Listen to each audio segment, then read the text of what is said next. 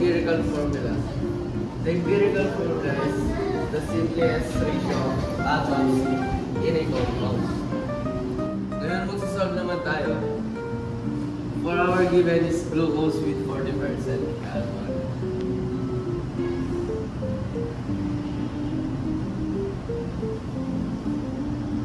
And 6.67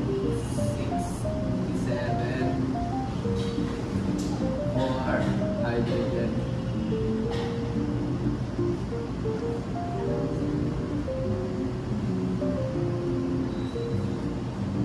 And 53.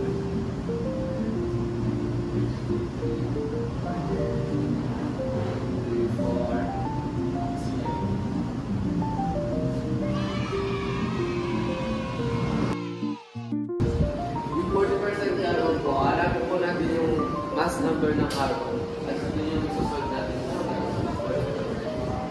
Yung 40% divided by 12.011. So, i-divide dyan po natin yung 40% and 12.011. So, nasa gawin 3.33 sa carbon.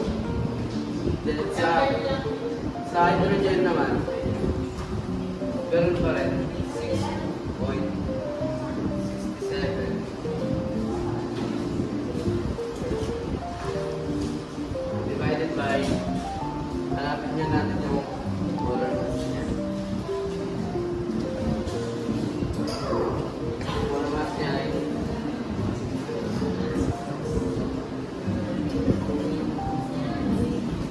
So, divide niya natin ulit yung 6.67% divided by 1.007.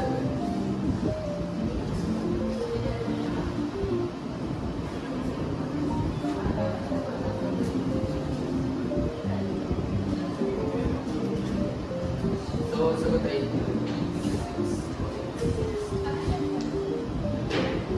sa hydrogen.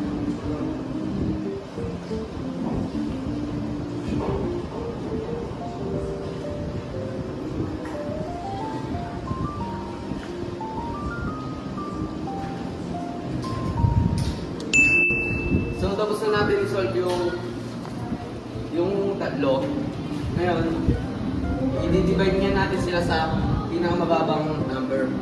Kunyari, itong 3.33 siya yung pinakamababa sa kanilang tatlo. I-divide niya natin sila sa tatlo.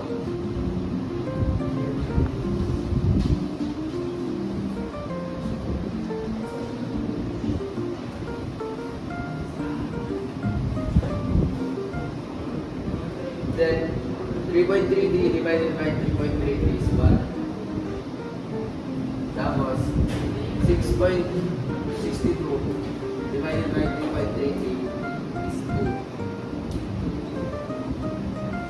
Then, 3.33 divided by 3.33 is 1. So, tapos na natin yung divide. Susulat na niya natin yung empirical formula natin.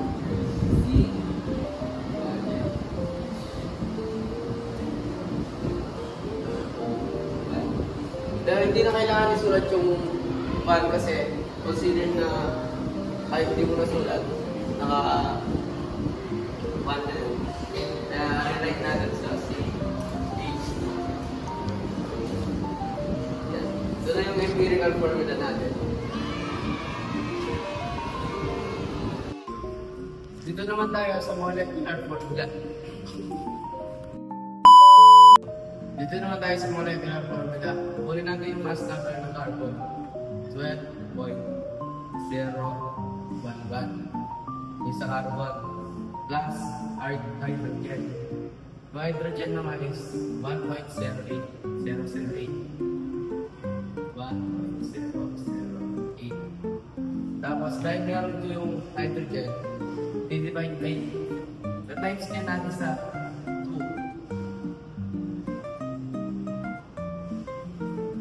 Sa oxygen naman yan, ganun pa rin, hanapin pa rin natin. Ngayon namin rin natin yung oxygen. Oxygen is 16. Then, i-plus times na ng mga ano. Yan.